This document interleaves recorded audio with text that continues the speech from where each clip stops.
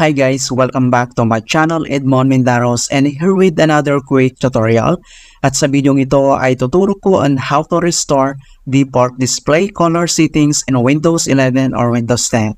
Alright, so this should hopefully be a pretty straightforward process guys, and let's go ahead.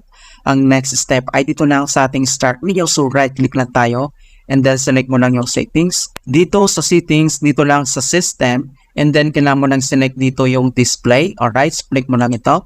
And then dito sa display ay scroll lang tayo and then select lang natin dito yung related settings. I-click mo lang itong advanced displays. Click lang natin yan. And then dito sa advanced display, so kailangan nakaselect ito mga kaibigan, internal display. Alright. And then ang next, dito lang sa display informations, ay select mo lang tong display adapter properties for display walls. Click mo lang yan. And then pop up itong kanyang properties dito sa kanyang generic and monitor properties.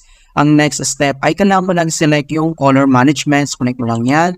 And then ang next ay kailangan mo lang select tong color management dito sa box. So click lang natin ulit yan. And then next, dito sa color management ay kailangan mo lang select yung advanced. Alright, so dito sa taas makita mo dito yung device all profiles. Click mo tong advanced.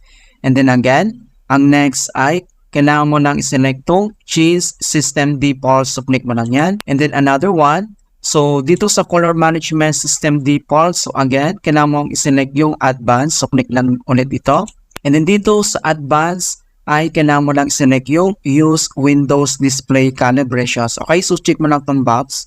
Ayan, and then close lang natin ito. Alright, so ganun lang po kasimple mga kaibigan kung paano natin i-restore yung default display color settings sa Windows 11 or Windows 10. Alright, so please don't forget to like this video and subscribe to my channel for more helpful tutorials and tips. And if you have any questions or suggestions, please leave them in the comment below. Thank you guys and see you in my next tutorial.